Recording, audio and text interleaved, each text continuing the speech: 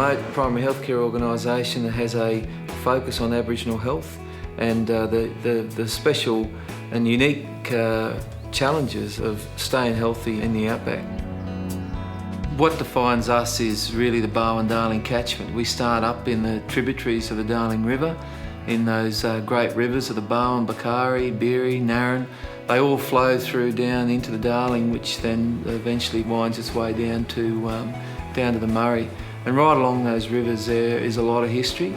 They were enormous powerhouses of economics at one point, and you see lots of evidence of that scattered around the river towns. They were also places that always attracted Aboriginal people.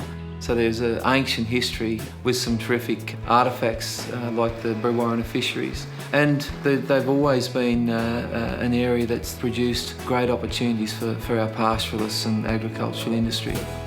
And our mining communities, some of which have been around for a long time, like Broken Hill, have contributed a lot to this country, and others in other closer areas and emerging mining areas. But it is vast.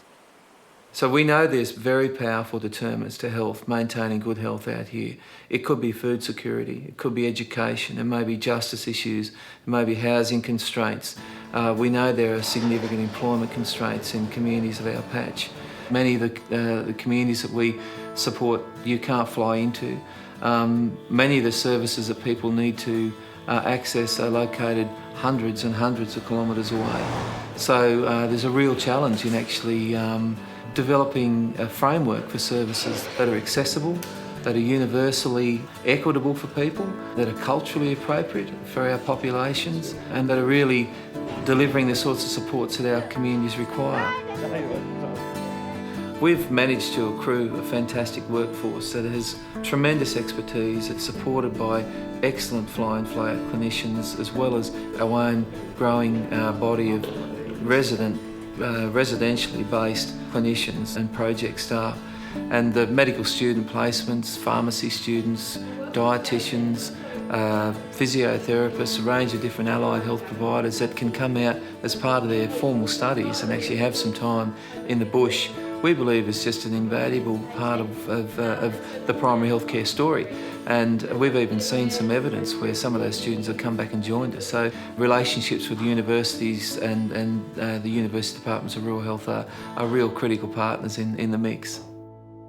We have great relationships with a number of providers like the RFDS, who are an iconic organisation that have been supporting remote areas for many, many years and do it very well.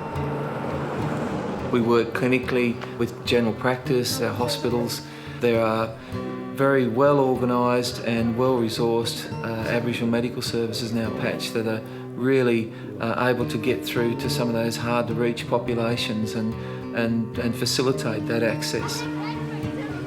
We have programs evolving at the moment around linkages with particularly Aboriginal community organisations and creating an Aboriginal workforce that has skills in horticulture and some bush tucker.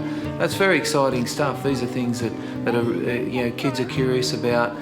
We're introducing them to I wouldn't say new concepts, they're probably old concepts, but in a different setting, and we find they're really successful. Our future is largely about not doing the same thing. It's actually about doing things differently, having more of a conversation with our communities and getting their input and engagement on it. And I think we've got a very positive future with a lot of opportunities, and we're all very much looking forward to it.